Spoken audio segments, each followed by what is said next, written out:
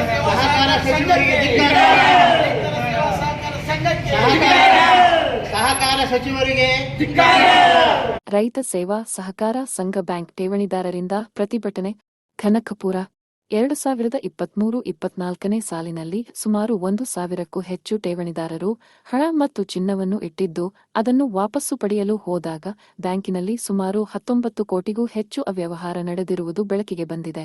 2018ರಿಂದ 2023ರವರೆಗೆ ಗ್ರಾಹಕರಿಗೆ ಯಾವುದೇ ರೀತಿಯ ಸರಿಯಾದ ಮಾಹಿತಿ ನೀಡದೆ, ಆಡಿಟ್ ಕೂಡ ಮಾಡದೆ ಗ್ರಾಹಕರಿಗೆ ವಂಚಿಸಿದ್ದು, ಹಗರಣ ಬೆಳಕಿಗೆ ಬಂದ ಮೇಲೆ ಠೇವಣಿ ಇಟ್ಟಿದ್ದ ಹಲವಾರು ಜನರು ಆರೋಗ್ಯ ಸಮಸ್ಯೆ ಅನುಭವಿಸುತ್ತಿದ್ದು, ವಿದ್ಯಾಭ್ಯಾಸ, ಮದುವೆ, ವ್ಯವಸಾಯ ಹಾಗೂ ದೈನಂದಿನ ಜೀವನ ನಿರ್ವಹಣೆಗೆ ಹಣವಿಲ್ಲದೆ ತೊಂದರೆ ಅನುಭವಿಸುವ ಸ್ಥಿತಿ ನಿರ್ಮಾಣವಾಗಿದೆ ಎಂದು ಠೇವಣಿದಾರರು ತಮ್ಮ ನೋವನ್ನು ತೋಡಿಕೊಂಡರು. ಹಗರಣ ನಡೆದು 1 ವರ್ಷವಾದರೂ ಸರ್ಕಾರ ಕ್ರಮ ಕೈಗೊಳ್ಳದೇ ಇರುವುದು ನಮ್ಮ ಸಮಸ್ಯೆ ಉಲ್ಬಣವಾಗಲು ಕಾರಣವಾಗಿದೆ. ಸಹಕಾರ ಸಚಿವರಾದ ರಾಜಣ್ಣರವರು ಹಗರಣ ಮಾಡಿರುವ ಮ್ಯಾನೇಜರ್ ಕೆ.ಜಿ. ರವಿಕುಮಾರ್ ವಿರುದ್ಧ ಇನ್ನೂ ಕ್ರಮ ಕೈಗೊಂಡಿಲ್ಲ. ಠೇವಣಿದಾರರು ಬ್ಯಾಂಕ್ನಲ್ಲಿ ಬಂದು ವಿಚಾರಿಸಿದರೆ ಆಡಿಟ್ ನಡೆಯುತ್ತಿದೆ ಎಂಬ ಆರಿಕೆ ಉತ್ತರ ನೀಡುತ್ತಾರೆ.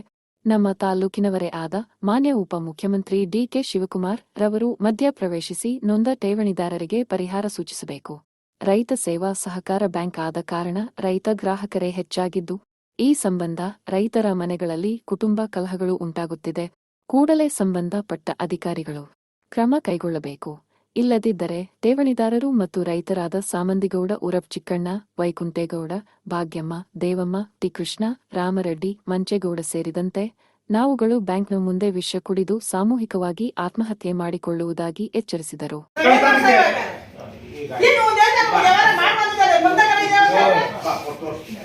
ನಿಮ್ಮ ಮನೆ ಹಾಳು ಮಾಡ್ಕೊಳ್ಳಿ ಅಂತ ಇವರು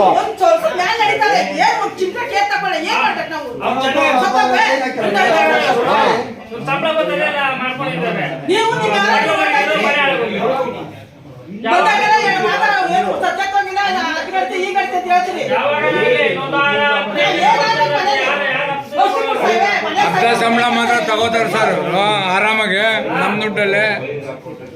ಅದೆಲ್ಲ ನಮ್ ದುಡ್ಡೆ 60,000 ಬರೋ 30,000 ತಿಂಗಳಿಗೆ ಎಣ್ಸ್ಕೊಂಡು ಹೋಗ್ತೀವಿ. ಎಲ್ಲ ಕುಂತವ್ರೆ ಎಲ್ಲಾರ್ಗು ಸಂಬಳ. ಸರ್ ಇವಾಗ ಏನ್ ಸರ್ ಮಾಡೋದು, ಯಾವ ರೀತಿ ಮಾಡೋದು? 18 ಆಗಿದೆಲ್ಲ ಸ್ವಾಮಿ. ಹೌದು ಆಗಿದೆ, ಜಾಸ್ತಿ ಆಗಿದೆ. ಸೈನಿಂಗ್ ಅಥಾರಿಟಿ ನಮಗೆ ಬರಲ್ಲ. ಸೈನಿಂಗ್ ಅಥಾರಿಟಿ ಅಂತ ಸಾಕು, ಸೈನ್ ಕೇಳ್ಬೇಡಿ. ಪ್ರಾಬ್ಲಮ್ ಗೊತ್ತಾಗಲಿಲ್ಲ ನಿಮಗೆ. ಪ್ರಾಬ್ಲಮ್ ಗೊತ್ತಾಗಿದ್ದು ಲಾಸ್ಟ್ ಗೊತ್ತಾಗಿ ಇದಾಗಿರೋದು. ಗೊತ್ತಾಗಿದ್ದು 23ರಲ್ಲಿ. ಹೌದು. ಅಲ್ಲಿವರೆಗೆ ನೀವೇನ್ ಮಾಡ್ತೀರಿ, ನಿಮ್ಗೆ ಯಾಕೆ ಗೊತ್ತಾಗ್ಲಿಲ್ಲ? ಒಳ್ಳೆ ಚೆನ್ನಾಗಿದ್ರೆ ಸ್ವಾಮಿ ಎಲ್ಲ ಮೀಟಿಂಗ್ ಬಂದಿದ್ವಿ, ಮೀಟಿಂಗ್ ಮಾಡ್ತಿದ್ದು ಅವಾಗ ಗೊತ್ತಾಗಿರ್ಲಿಲ್ಲ. ಗೊತ್ತಾಗಿರೋದು ಇವಾಗ. ನಮ್ಗೇನು ಗೊತ್ತಾಗಲ್ಲ. ಇಲ್ಲ ಇದು ನೋಡಿ ಗೋಡಲ್ಲಿ ಇದೆ. ಇವರು ಅಧ್ಯಕ್ಷರಾಗಿದ್ದಾರೆ, ಮೊದಲು ಉಪಾಧ್ಯಕ್ಷರಾಗಿದ್ರು. ನನಗೇನು ಗೊತ್ತಿಲ್ಲ ಅಂತ ಹೇಳ್ತಾವ್ರೆ. ಪ್ರಜಾ ಭಾರತ ನ್ಯೂಸ್ ಸದಾ ನಿಮ್ಮ ಸೇವೆಯಲ್ಲಿ. ಧನ್ಯವಾದಗಳು.